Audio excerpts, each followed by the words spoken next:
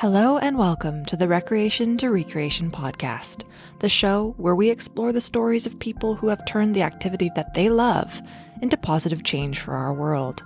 My name is Jen, and I'll be your sidekick on this adventure as we treasure hunt for gems of insight and wisdom while exploring the planet with our inspiring guests.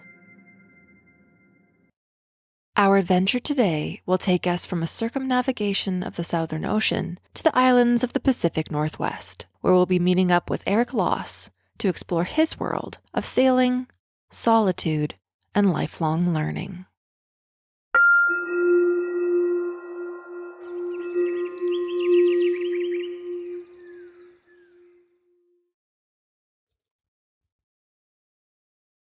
Hey Eric, how's it going?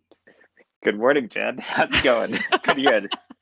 Excellent. Thanks so much for joining us today. Yeah, no worries. I've just been chasing dogs and baked beans around the house all morning, but I'm glad to put a pause on everything and get on the phone with you for this. The perfect start to the day.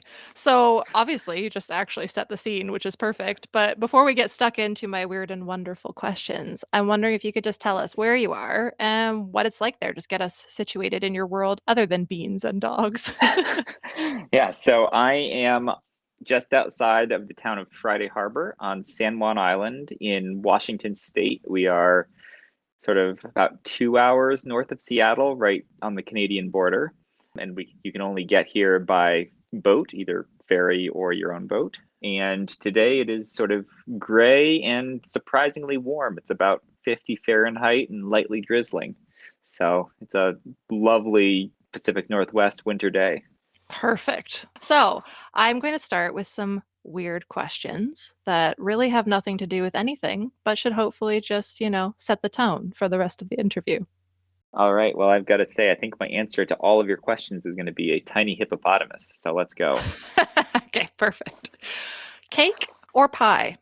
Pie, I think. But every now and then cake, but I'd say 90% of the time, definitely pie. Excellent. Could you please say a word in Spanish? Hola. Wow. It's beautiful to witness. Okay, how about your favorite type of tea? Right now, well, recently I've been really into bright pu'ers. I'm drinking one right now. I can't remember the actual name of the town it's from, but I got it from Sun's Organic Garden in New York.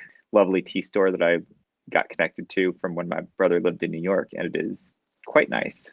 It's a black tea, but it's more savory in a lot of ways than like a normal like black tea and less bitter. Oh, interesting. It's very, I don't know, it's hard to describe. It's almost like earthy, but it's not like dirt earthy. I don't know. It's the kinds that I like have it's a very distinct flavor that I'm sure people who are tea snobs could actually describe in lots of pretty words, and I can't do a terribly good job at it at all. But I think it is a unique tea flavor that I really enjoy.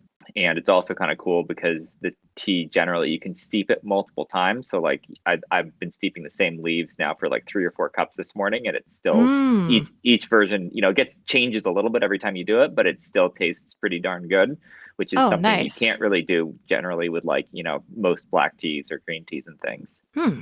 Pu'er tea has been like a weirdly like speculative thing, and like there was a big boom of it where like it got very popular and people were speculating on it and paying thousands and thousands and tens of thousands of dollars a kilogram or a pound for it and hoarding it, kind of like a tulip kind of craze in the last 15 years or so. And there's like a whole weird world of people buying very, very expensive teas and like not drinking them, just storing them and hoarding them. And then there's a bunch of tea counterfeiters who are also making fake versions, and there's a whole exciting world of like tea skullduggery associated with it. But this is just I think a nice, like, moderately priced, not outrageously ridiculous, but like very drinkable, nice tea, what I've got right now. Well, and I think this is perfect for setting the scene as to why I put lifelong learning as part of your title for this episode. Oh dear. Because people are going to realize as we start to talk that you know a lot of things about a lot of things. That's one of my favorite things about you. So, how long can you hold your breath? Right now, not very, probably like a minute and a half or something. I'm very out of shape not being in warm places where I can swim a lot anymore. But I have been, like, when we've been going to the pool here recently, been trying to do a little bit of breath holding, swimming and stuff, but not free diving or breath holding shape at the moment. When you were at the peak of your freediving, what would you say your breath hold would have been? When I was like, semi-professional and, a world champion. Never. I've been probably like, I know I've had a breath holding contest in a bar in Beckway one time where we got over 3 minutes, something or other, but it's not anything particularly like magical, or special. It was just sort of a fun hobby. And Eric, I feel like this question is perfect for you. What is wind? What is wind? What is wind? Moving air. Excellent. And last but not least, how do you feel about tomatoes? I love tomatoes.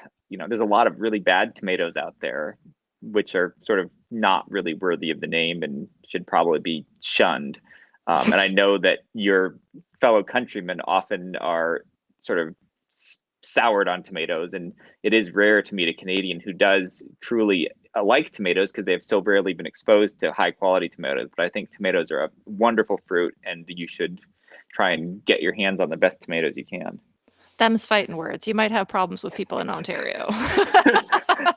There's a hothouse tomato that's grown in Ontario, and it's called Campari tomatoes, actually, that are like okay. It's like they've made it like this trademark brand name thing, and it's like one family who like trademarked this tomato, and it's a special breed, and they like a lot of effort goes into producing them, and they're decent for a hothouse tomato. I would say they're not as nearly as good as like a dirt grown heirloom tomato grown in the summer, but I will say that as a hothouse or like big scale commercial tomato that is produced with in sterile growing media and very sort of weird genetics and overly engineered for high productivity, it's pretty good.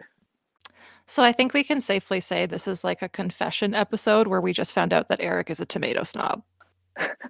Oh, absolutely. Yeah. Now that we're living here on shore, I'm growing probably, not crazy, but 25 tomato plants every year, and keep rotating through varieties to try and find ones that do well here and make very, good tomatoes in our climate. Awesome. And I do definitely want to return to that nearer to the end of the episode as we explore into the lifelong learning piece.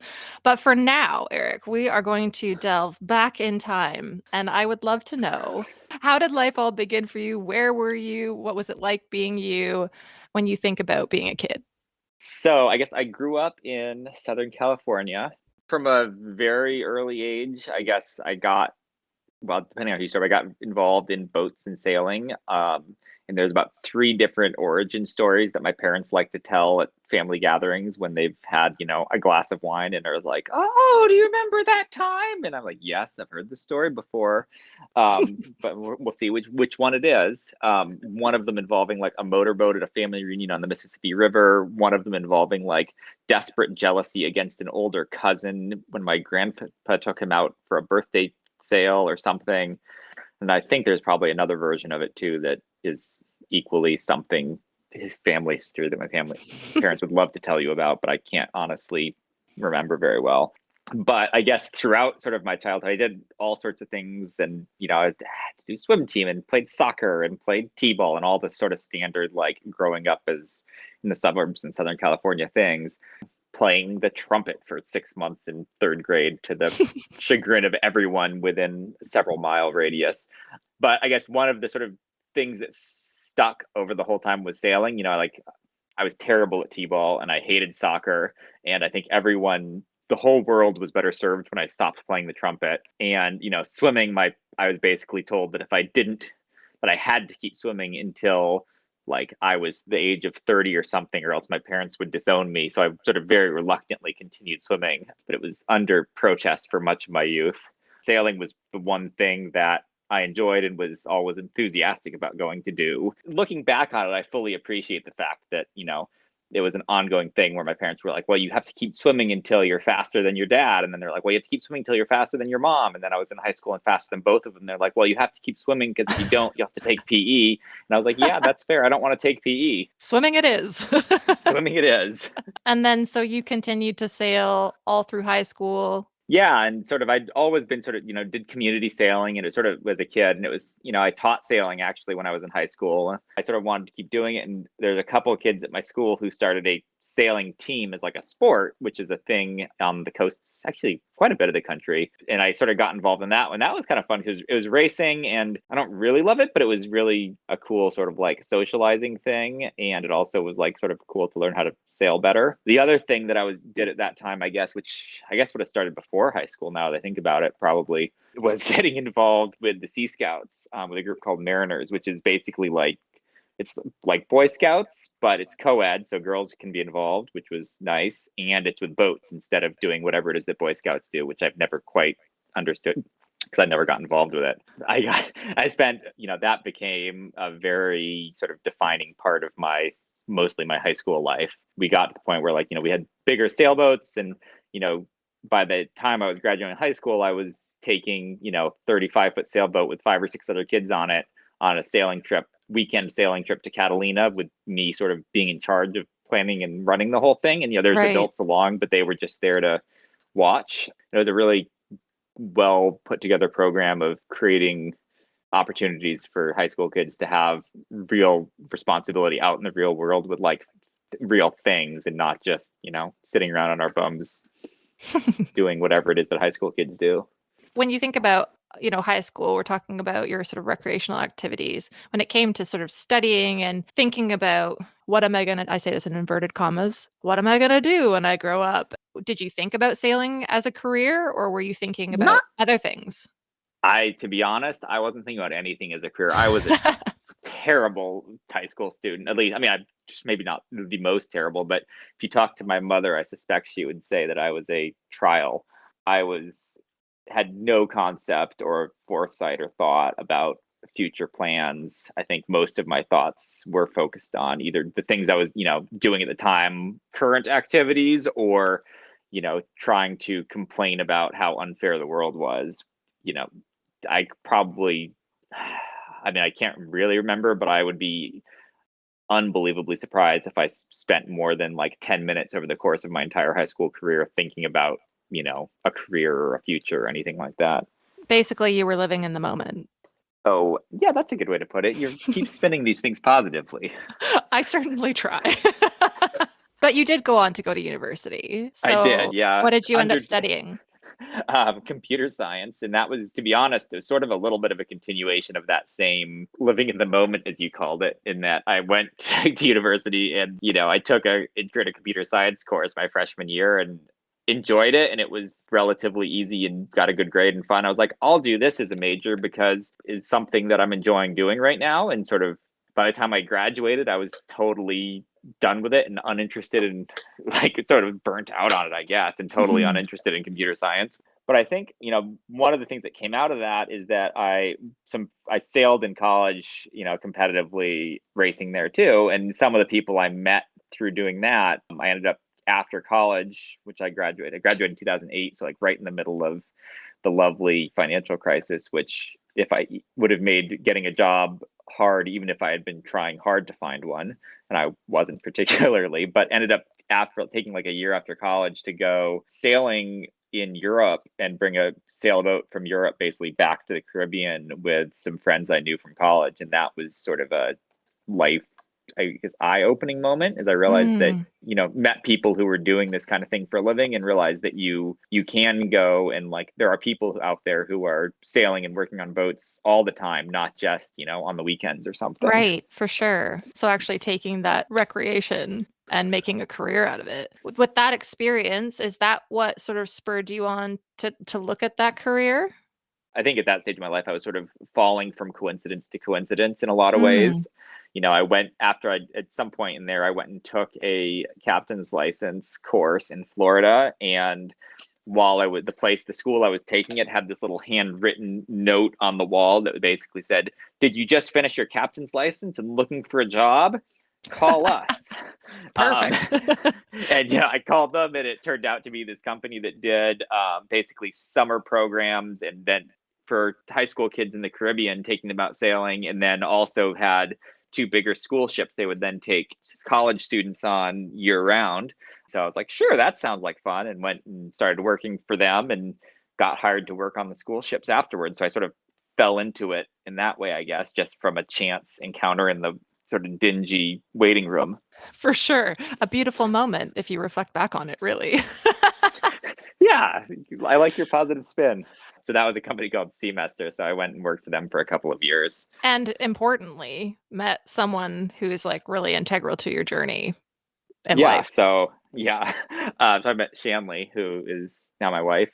But yeah, so I think if I hadn't stumbled through that whole chain of whatever you want to call it, I would never have met Shanley, and probably almost certainly would not have ended up where I am today. But I guess you can probably say that about almost every decision that any of us make. So Hmm.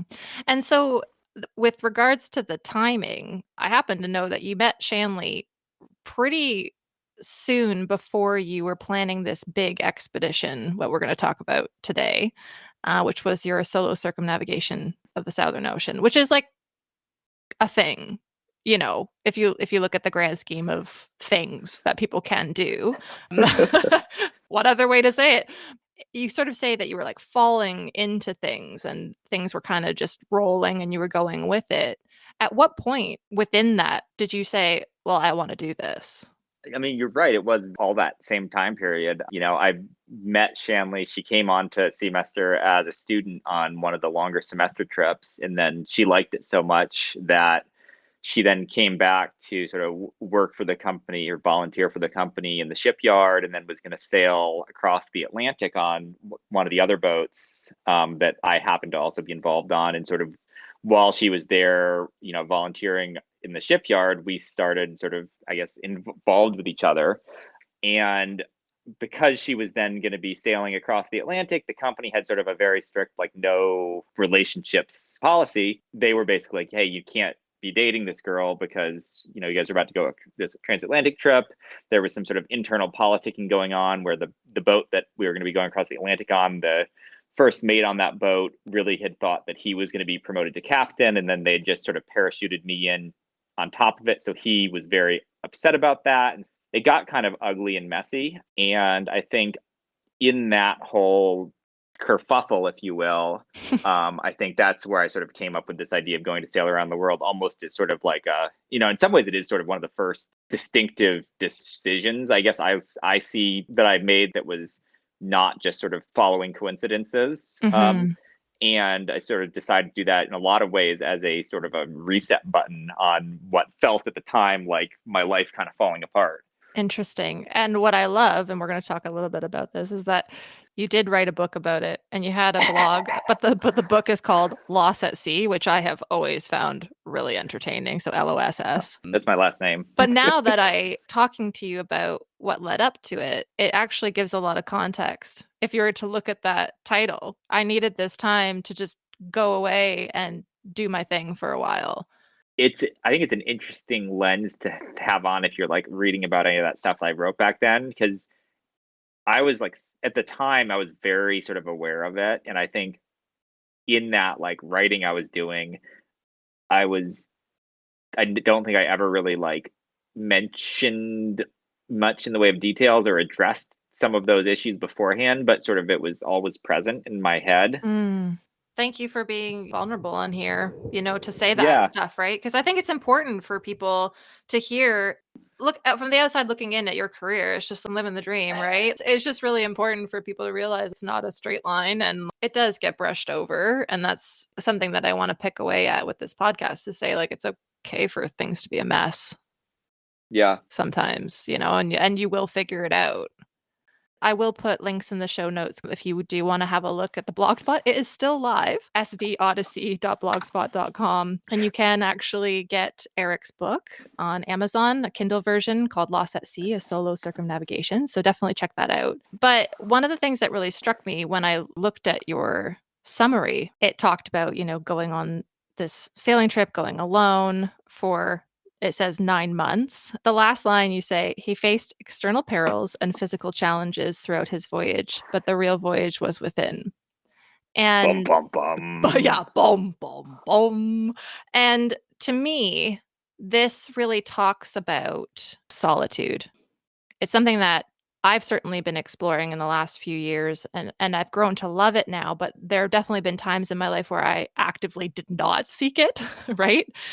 I think it's also interesting to note that there's been a kind of collective experience happening with most people around the planet exploring their own relationship with solitude over the last few years, what with lockdowns and such. But there's certainly a difference between voluntary and involuntary solitude and, a need for that to be approached with sensitivity and respect for its impact on mental health. But I think both can hold plenty of opportunities for growth and lessons for us if we're open to it. So I'd love to hear a little bit more about what it was like to go into this. You said you sort of needed this reset button, but it's a pretty extreme reset button for most people. I mean, it's a voluntary type of solitude for many, many months and trusting yourself enough to be alone on the ocean. So, Oh man. Well, that's a prompt if I've ever heard one. It was a little bit of an interesting thing because a lot of the people in the world who go to do something similar, sailing solo, I was trying to sail nonstop and didn't quite succeed there around the world, do an awful lot of training and preparation, certainly if they're racing. And I sort of rushed the whole thing. I basically left a job at Seamester in, I guess it probably was April or May of that year. And I bought a boat in June and then left to go sail around the world in November. And when I left, I'd basically, I'd never been sailing alone overnight before. I've been doing an awful lot of experience, but had no idea, wow. hadn't ever really done any sort of actual solo ocean sailing before. And so I guess I felt it was a little bit of a, I think rushed, in some ways rushed into that just because of the time frame that sort of led up to it and led the decisions to do it all. But at the same time, it all worked just fine. I'm back again. I survived. People often have said to me, it's been 10 years now, so it's hard to, remember, but often have said, weren't you lonely or wasn't, don't think I could ever even, I couldn't imagine not being able to see land or, there's I think a common thread of people who have either, the thought of being that far away from other people, even, regardless of the like being alone or not, but this, not just like being alone in another room, but being alone and like 2,000 miles from the nearest person, Mhm. is really a scary thought for a lot of people that I've talked to. I don't know. I mean, I found that the first week or 10 days leaving people and leaving shore was very difficult, and I actually ended up stopping about 2 months into the trip in Valparaiso, Chile, to do some repairs on the boat. And Shanley flew down with a suitcase full of smuggled boat parts to do stuff and spent about 2.5 weeks there and sort of reintegrated into society and people, and then left again to continue. And that second Mm. departure was, I had thought the first time leaving Los Angeles was hard, and the second departure was even harder. It was really tough. And I think to the point where, it was the first time I'd ever been seasick in my life was leaving Chile. And I think a lot of that may be due to like just the mental stress of like that whole thing. But both times, I found that, relatively quickly in the scheme of things, within, 10 days, 2 weeks or whatever, I was able to sort of get over it and get back and get centered on what else was going on. And then, for the rest of that, for the, the way to Chile for the, that last, 2 months or, month and a half, whatever it was. And then after leaving Chile for the remaining, what is it, 165 days or something, the rest of the way around the world back to LA, the loneliness and that sort of stuff wasn't crippling or debilitating. I was aware of the fact that there was nobody else there, and I did have some communications. I could do slow email over satellite phone and like make satellite phone calls. Like I'd talk to people, I'd talk to Shanley or my mom like probably once a week or so. But I guess I was sort of amazed at how well I adapted to it.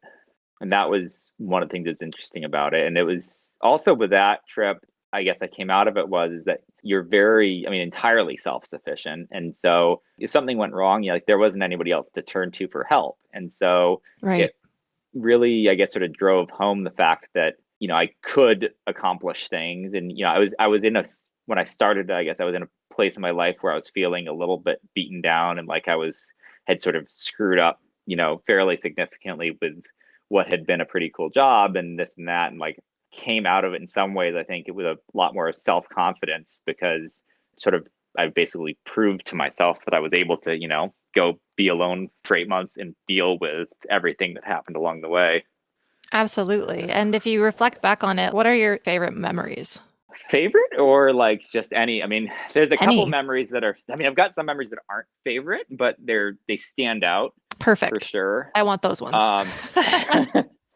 Um, I mean, I've got some other ones that they stand out for other reasons too, but I think one of the memories that really still stands out for me, not as a, I mean, maybe you could call it a favorite memory, but when I left Chile and was heading south for Cape Horn, sort of the first Southern Ocean weather system that I encountered, which in retrospect was not particularly strong or intense, but I had basically, I'd never sailed the boat in a storm before, really like is seared into my memory of sort of, about probably 18 hours total, but the wind increasing and the rain and like trying to figure out how to sail this boat through this storm and not really knowing what I was doing, waves breaking across the cockpit, like I'm ripping a solar panel off and, trying to sort of do all this damage control. And the whole time just being terrified and like I basically couldn't go physically. I felt like I wasn't able to go out on deck of the boat unless I had to, like when the solar panel got ripped off, I was like I had to force myself out of the boat to go deal with it,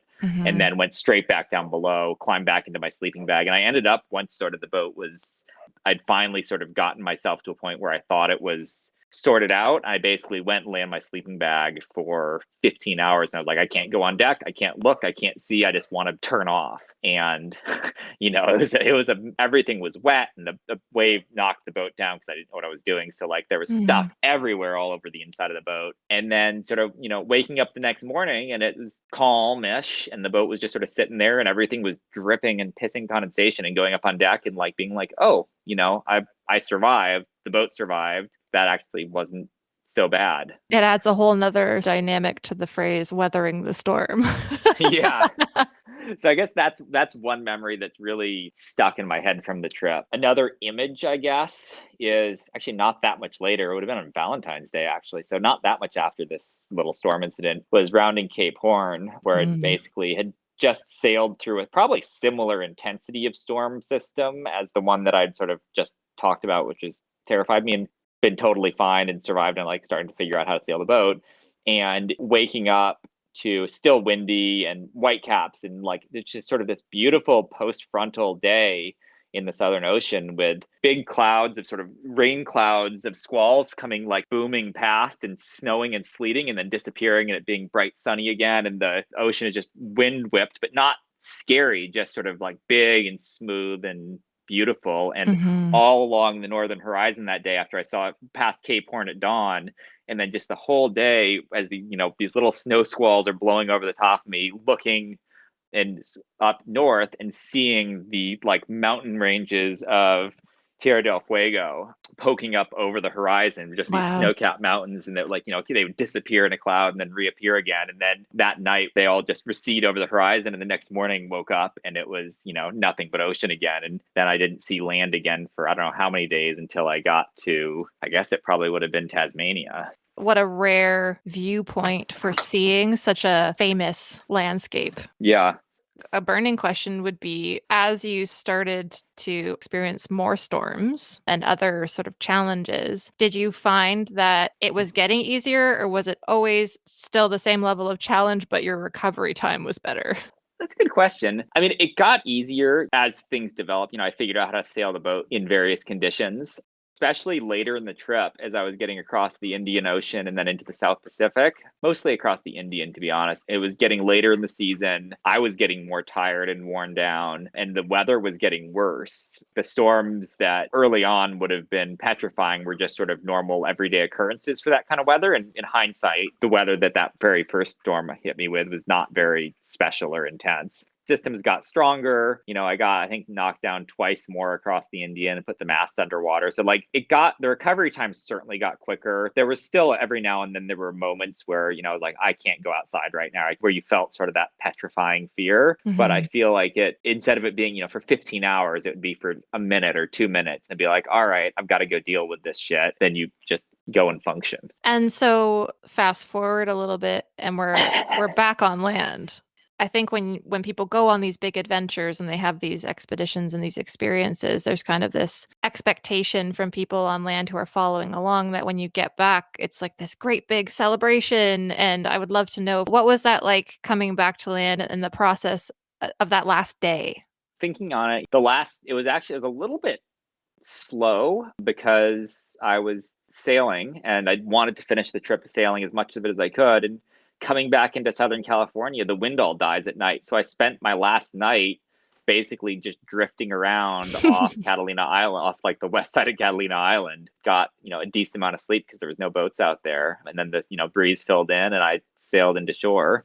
Had a fun run in with my engine. Basically, the key to start the engine was horribly corroded by salt water. So it basically, you turn the key, nothing happened. Sailed into Long Beach Harbor and was the main ship channel back towards my marina. And there was a spot like that I remembered, sort of where the wind dies as you're heading back into the very backest part of LA Harbor. And it happened to be right by this big battleship that's like a museum ship tied to the side of the thing. At that point, and I rolled up my jib and I had wearing my big sun hat and horribly hairy sailing my boat back up there. And there's a big tanker ship coming out the channel. And I'm trying to like hug the battleship side so that I don't get in the way of this big ship leaving. And I'm decided it's time to start the engine. So I'm opened up this hatch in the cockpit and I'm in there with a screwdriver trying to short circuit the starter motor so that the engine will start because the key's broken. So I'm in there like head down, very hairy with his hat on, like shooting sparks. All of a sudden, I hear somebody screaming at me and I turn around and up on the deck of the battleship, there's like 3 very pissed off security guards feeling like they're about to pull guns on me, screaming at me, "What are you doing? Get away from the ship," and this and that. And like, like I turned around and I was like, I yelled back at him. I was like, "I'm trying to start the engine so I don't get run over by that ship." And like the engine started and they were like, "Oh, okay, get out of the way." And they it was fine, but it was sort of an fun welcome back to California. A rude awakening. Yeah. So, I got back to the dock and my family came. I tried to keep it pretty low key. And my family came down and Shanley came down and I think I had donuts and orange juice, I think were the 2 things I was craving the most from like not having gotten to eat them at all while I was out at sea. It's not like it was a great dramatic, return. I think I, tied the boat up to the dock and then got off and went home. And I don't think I slept for quite a bit. And I don't think I went back to the boat for like 2 weeks or something.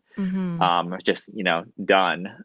But it was a little bit hard getting reconnected. I'm sure if you talk to my family or Shanley, they would probably have more interesting versions of this story. I don't know. I mean, one thing that people tell me, and I assume it's true, is that I'm a lot chattier now than I was before I did this trip.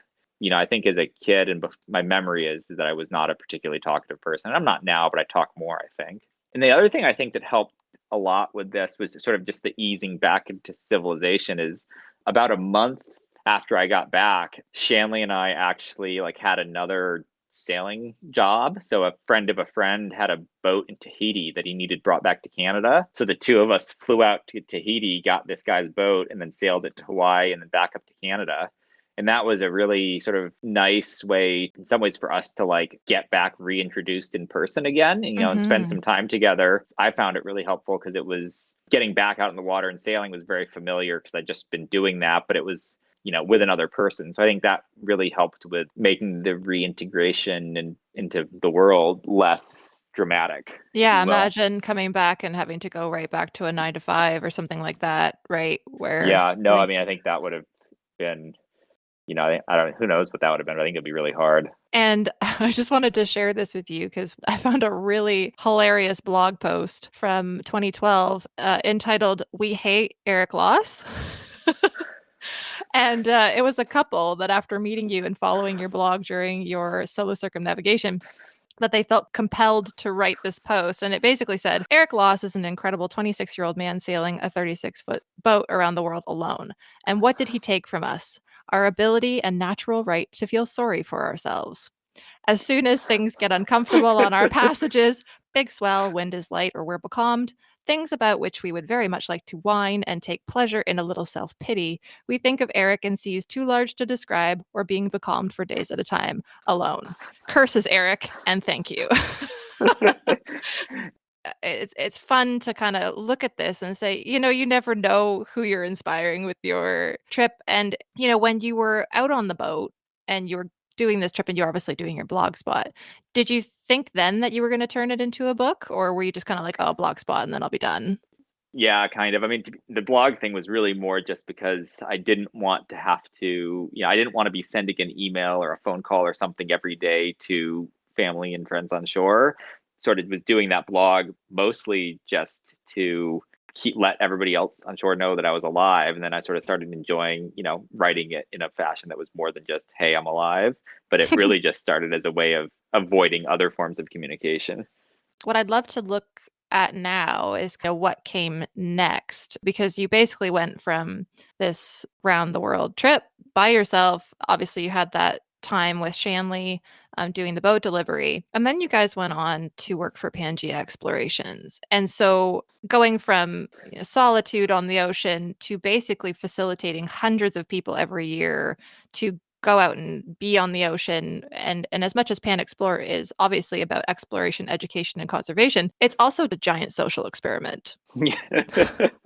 Anytime you put a bunch of people on a boat, it kind of is a giant social experiment. It's like a reality TV show without cameras, because you take 12 people and you just put them in a small space for 3 weeks, and then you make them, half of them seasick and all of them wet, and see what happens. But yeah, so maybe you could tell us a little bit more for those who don't know about Pangea Explorations. While I was sailing around the world, Shanley actually went and sailed a trip on with this boat that we ended up working on. She sailed from Hawaii to Majuro in the Marshall Islands, then on to Japan to study the tsunami debris. And so, when she got to Japan, the captain of the boat at the time actually tried to hire her to sail back to Hawaii, and she had some family commitments and couldn't go. But that fall, sort of after we got done, we sailed this boat up to Canada, and we're just sort of kicking around, to be honest, at loose ends. Sent an email to the woman who was running Pangea at the time and said, hey, do you need any relief crew? And it turned out that the captain that Shanley knew had been running the boat that very same day had sent an email saying, hey, I'm going to be leaving in, I think, for, around Christmas time. I've got some health issues and I want to go home. We got an email back that said, can you be in the Galapagos before New Year's? So we flew out to the Galapagos and jumped on this 72-foot sailboat and sailed it to Panama, and little knowing that we'd be spending the next, I don't know how many, 10 years, 11 years of our lives involved with sailing it. Pangea runs this boat called Sea Dragon that basically got started to go take people out into the oceans and do sort of citizen science research projects. And it did a lot of the early work with a group called Five Gyres, who sort of documented the fact that there are microplastics in all of the world's oceans and sort of really helped bring awareness to that. And then over the years has sort of ended up becoming more about just taking normal people out sailing and less about doing sort of focused science and research trips, although those are fun too. So we ran that boat as sort of co-captains for 10 years-ish. And then when COVID hit, sort of moved ashore and are now living on this island. And I do want to talk about the process of becoming landlubbers for sure. But before we move on from Pan Explore, what was it like living your life constantly on the oceans and always with that adventure? Even though you're coming into marinas and you're taking breaks and you're provisioning and getting new people on board, but those are very short periods of time in between being out at sea. What was that like as a lifestyle? I mean, it was a lifestyle. I don't think you have this misconception, but just that you use the word adventure. I think adventures often get misused. I feel like, especially in a professional context like this, but adventure, I feel like, is what happens when things don't go the way they should, and don't go to plan. And like 99% of the time when we were sailing this boat, like most of our energy was spent in trying to avoid adventure. If at least in my circle of feeling comfortable with things, I think somebody who came out on the boat as a guest who has never been out sailing on the ocean before or never been to this place before, I think it would be a great adventure. But our whole goal was to make sure that it was a safe and controlled experience where at the end of the day it's not an adventure for us, because if an adventure is happening, that means that something has gone wrong and we are probably having to, making our lives a lot more difficult. And that, I think, is one of the things actually in some ways that I learned from doing that after doing this sort of solo circumnavigation, where that was in a lot of ways more in sort of the spirit of adventure, kind of, because it's just me, there's nobody else involved, nobody else to rely on. And Mm. one of the things, especially in the early years, that I had to sort of really work on was keeping things under control at all times and foreseen, which, you can't ever foresee everything, but you sure as hell want to try it too, because, the last thing you need is, somebody getting hurt or something, something bad happening because of an adventure. We can all have our different definitions of it, but basically, you guys were facilitating people to have these adventures. Yeah, and I guess they were having adventures. We were having another day at the office. Would be if that was what was happening, that meant that everything was going well. Right, which is Um, it's just great to look at that as like a totally different perspective. yeah, I mean, I think it's probably fairly common around people who are professionals in sort of this type of world, whether it's backcountry guides or whatever. It's any kind of thing like this.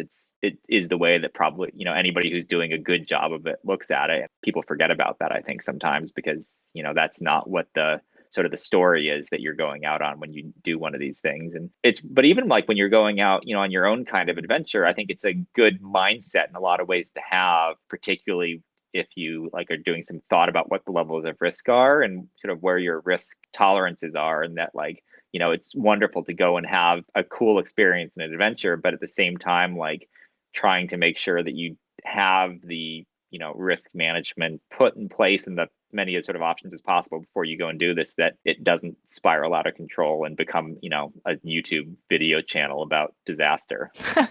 Well, and it's interesting, now knowing more about the lead up to your circumnav versus this, totally different approaches, right? And I mean, it's partially, I think, probably a thing I learned to some, that turned out surprisingly well, sailing around the world. I think one of the things I probably have sort of internalized out of that whole thing is probably this same sort of concept we're talking about now. On the flip side, though, like I do have to say, when I every now and then I run into somebody who's like trying to think about a big adventure, and the biggest thing I think here, I'm going to go back on what I was just talking about, but at the end of the day, you can do too much preparation and get bogged down in that world for sure as well. And I think there is a Right. balance to be struck, especially when it's, you're not involving other people's livelihoods and well-being. And, it's just you or it's just a couple of people who are all sort of on the same page. And that, if you are mentally prepared, you are, or, think you are mentally resilient enough, you can deal with an awful lot of stuff as long as you can just go and do with it. I mean, that's the flip side of it, going sailing around the world without knowing what I was doing, is that I learned that you can just go and do it, just as long as you're willing and able to function in that kind of environment and figure it out.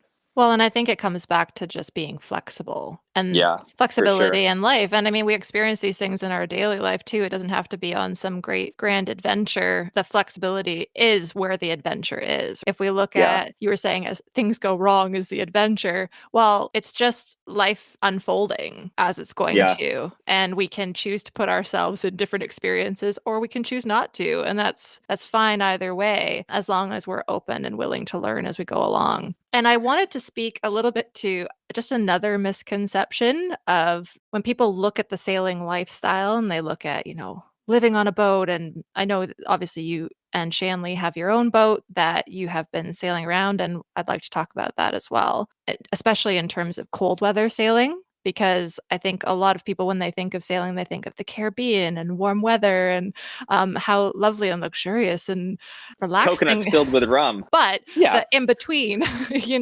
I'd love to talk about how much work goes into maintaining a boat. A lot. Which I know you have a lot of experience of over the years. Yeah, sort of like anything, but boats are a tremendous amount of work. Keeping them going and functioning the way you want.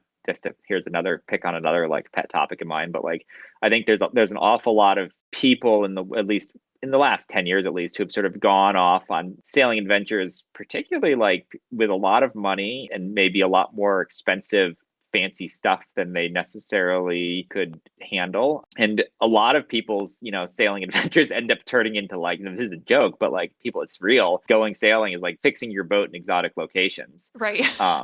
And, it's like the number of people that you've run into everywhere you go sailing, whether you're sailing in, Antigua or Grenada or Trinidad or Greenland, everywhere you go, you meet people who are fixing their boat in exotic locations. For me sailing around the world, I mean, that was, again, fixing the boat in exotic locations in the middle of the ocean. But like the less stuff you have to fix, the more you can experience the things that you thought you were going to experience rather than experiencing like the inside of the machine shops of Horta, for example. Right, for Which is, sure. its own whole level of, kind of a cool experience. And I got to say, like with running Sea Dragon, we went a lot of cool places and a lot of things. But on that boat, because that I interacted with most of the places we went was through the fixing of things. We'd be in a harbor somewhere and tie up, and the guests would go off, see the sights, and go hiking and this and that. Shanley and I would be like riding with a crazy taxi driver through the industrial backwaters of some port, trying to get a propane tank filled or trying to find this part or that part. And it's its own kind of fun, in some ways. If you can enjoy that kind of stuff, it is kind of fun, but it's just a very different view of the places you're traveling to than maybe people are expecting. Right, absolutely. And then working and running a boat versus having your own boat that you're sailing on as well. We bought a 40-foot sailboat while we were still living and working on Sea Dragon, and we would sort of take chunks of time off every year where either, the big boat would either be laid up without trips, or we'd have another captain running it for a couple months, and then we'd go sail our boat around somewhere. So we sailed from France across to the Caribbean and then up to Maine one year, or over the course of, a couple little chunks. And we ended up actually getting married in Maine, and then we sailed from Maine up to Greenland and Iceland and Ireland, and then left the boat in England for a while, and then came back and then sailed from England back down the coast and then back across to the Caribbean again, and then left it in Trinidad. And then COVID hit, never saw our boat again for a couple of years until everything opened up again. If you think about sort of your experiences in the Caribbean with warm weather sailing versus the cold weather of being in the Arctic and in the Southern Ocean. It's different, like I think I'd get bored of one for too long. When I worked in the Caribbean on Seamester, which is where I was mostly sailing, after 2.5 years of basically going to the same islands and ports 3 or 4 times a year, back up and down, I got to the point where when we got into a port and we had, some, big hike or something planned, where I'd be like, I'm just gonna hang out on the boat and read a book today. Everybody else go, I'll just watch the boat. But, then when we came back to the Caribbean most recently and visiting again, our most recent trip was probably going to be the last time we're there for at least a couple of years, because we brought our boat back out now to the West Coast, got to go revisit a bunch of those places and really enjoyed sort of like the nostalgic tour of going to, hike up that waterfall or go hike up that mountain or this and that, just because it had been a while. So, with the high latitude and the cold weather stuff, one of the things that really struck me about, at least when we were in Greenland, is that with only 2 of us on the boat, we actually really didn't get off the boat very much, because so many of the places we were fairly unsheltered and unprotected. And we were always sort of worried about an iceberg, coming in and hitting the boat while I was at anchor and making us drag or this and that. And we spent a summer basically up in Greenland, but the 10 days we were in Iceland tied to a dock, we spent most of that time off seeing Iceland. Whereas, in a month in Greenland, we spent less time than that, certainly, like, out and away from the boat. So that was something I didn't really expect, but was definitely sort of sobering, I guess, and disappointing, but true. Well, and I think disappointment can be a very common emotion when you go off to do things. Like, I was thinking about your solo circumnav, and having to stop in Chile was not the plan. However, that's life. That's life. And so we were talking a little bit about, the pandemic hitting, and that changed everybody's world. For you guys, you went from basically living on water to living on land. But we are living on an island. Right. We thought that was kind of like a nice compromise, because you can't get here without being on a boat. So it's sort of like being on a really big boat that just is anchored all the time and has trees. And then your dinghy is, in fact, a 350-foot ferry to go to, the big town and bright lights of seeing, Target and Costco. Perspective is everything. Yeah. What else about those islands and living there attracted you? We were thinking about moving ashore when COVID hit and basically accelerated all of our plans. We'd sort of reached a point where we were ready for a change. I guess up here in particular, I mean, part of the appeal, to be honest, was the island thing that I was just sort of joking about, is that it felt like a natural transition between sort of the islandness of a boat and, like, living on the mainland. But also it's a really beautiful part of the world. And it felt like it was someplace where we still had a lot of water around, so it could still be getting out on the water and sailing and boating. And, there's still plenty of potential for working on boats. But also, I had sort of developed in the last couple of years on the boat an untested enthusiasm for, like, growing things like tomatoes, like we talked about earlier, and wanted to maybe get a chance to, like, do some gardening and things. So felt like it was a nice thing to be able to do that. And now we're like, living, quote unquote, living the other dream with the house, and the white house with the, not a picket fence, steel fence, but and the 35 apple trees and the whole thing. Right. Right, for sure. And you did end up working on a farm, so you got some Yeah, experience that way. we spent a couple weeks up here a year or two before we moved up here on a different island just to see if we liked the vibe of the area and really enjoyed it. And that sort of helped cement our goal of sort of being up in this part of the world. And then you're still operating the shore side of Pangea Explorations. And then you also have started a new job, which is back on the water. Yeah, so I just started working for the University of Washington. They've got a little field satellite campus here with a fishing boat they use for taking out students to collect samples to teach marine biology with. So I've started doing that. So that's really nice to be able to get back out on the water again a little bit in a professional capacity. And put all those maintenance skills to good use. Yeah. Right. In the middle of doing that right now, actually. So And one of the things that I didn't talk about earlier, but I wanted to ask you about, because I know that you're a voracious reader. And did that happen because of the solo circumnavigation? Were you a big reader before that? Because I know that no, I books was kept you company, right? Yeah, I mean, I was a big reader beforehand too, for sure. Certainly reading was a crucial part of surviving that trip, and or mentally surviving that trip at least. I think I spent an awful lot of time reading. I took 2 Kindles stuffed with as many books as I could think to stuff on them, and then probably another, I don't know, I'm sure somewhere I've actually wrote down how many, but somewhere around, I don't know, 100-ish, like actual physical books with me, and just read a lot. When I read through everything I had with me, went back and read some of them a second time because I hadn't really been paying that much attention the first time. Through the process of reading, is that how you started to think about getting off the water and wanting to have your own garden with fruits and Oh yeah, vegetables and things like that? the apple enthusiasm didn't really start until we were actually here on shore. That's definitely how the thought of getting vegetables and gardening came from. Is I read Story's Guide to Raising Chickens, which I think I read halfway across the Pacific Ocean on Sea Dragon at one point, and then I delved into the whole world of farm literature, which to some extent is just as sometimes aspirational and filled with false promises as sailing literature is. But sort of being in the middle of the ocean and reading about what type of goat is the best kind of goat for your environment, like it was kind of a fun diversion, and I sort of went down that whole rabbit hole. Well, and it's amazing to think that you went from there to being an award-winning. Well, it's not much of an award, but yeah, one of my hard apple ciders won first prize at the county fair last summer.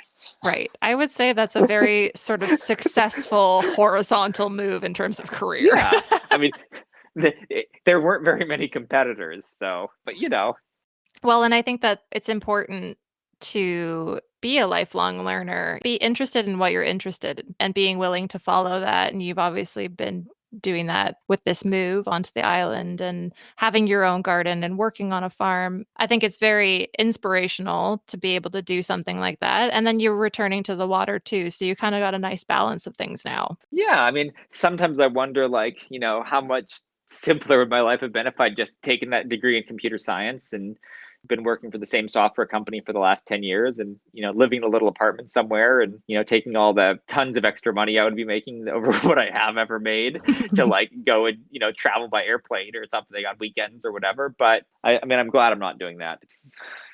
Instead, you're, living the dream on the island.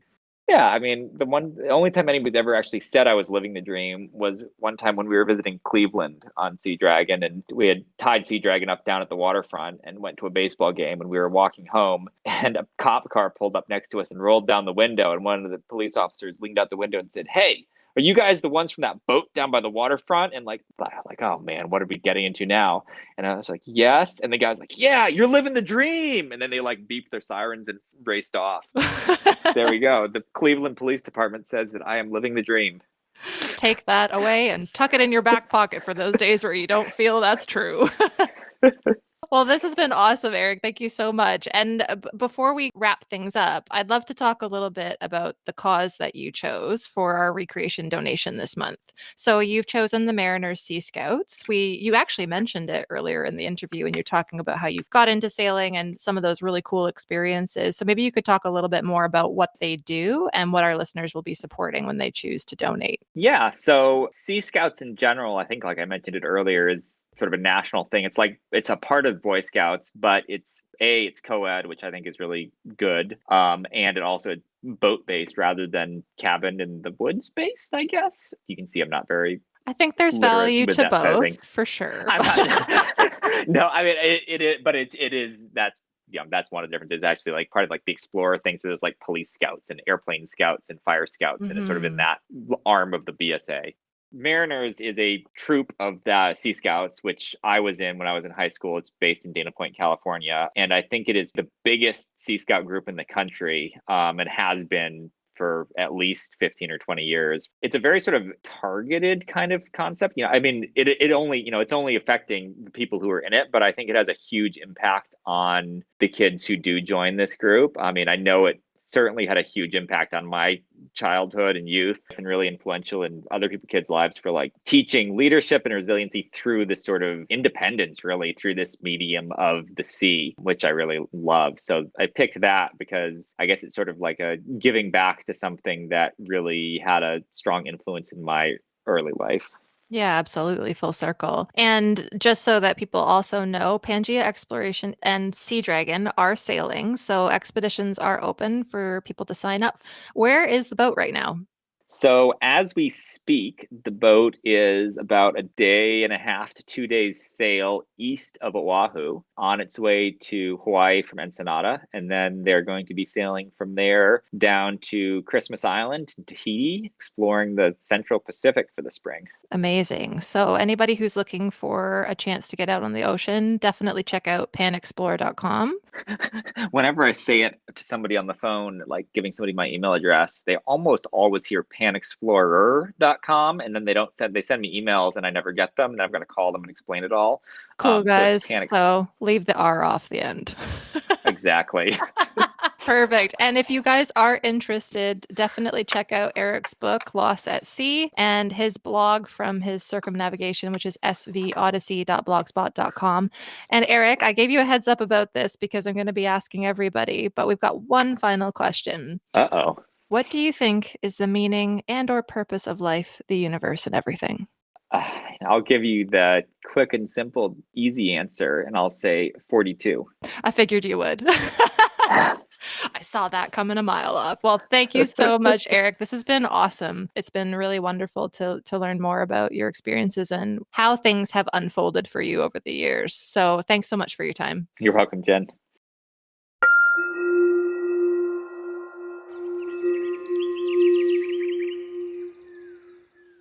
This month's recreation donation is in support of Mariners Sea Scouts.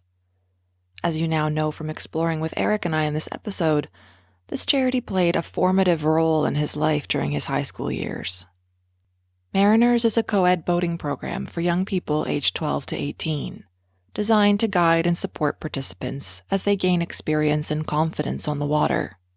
The holistic approach to their programming, from classroom instruction to island trips, competitive and free sailing to maintenance classes, give young people a chance to experience teamwork as well as independence, responsibility, and leadership through their time together on the ocean. Whether you can volunteer your time, money, or your voice, we hope you will head over to our Patreon page to find out the different ways that you can support their unique version of recreation for the world. Please take the time to let us know what the stories we explored in this episode meant to you. And if you do take action to support this month's cause, thank you. Thanks for joining us for this episode of Recreation to Recreation. If you or someone you know has a unique and inspiring story to tell, make sure to reach out so we can share it with the world. Until next time, keep happy, keep healthy, and keep exploring.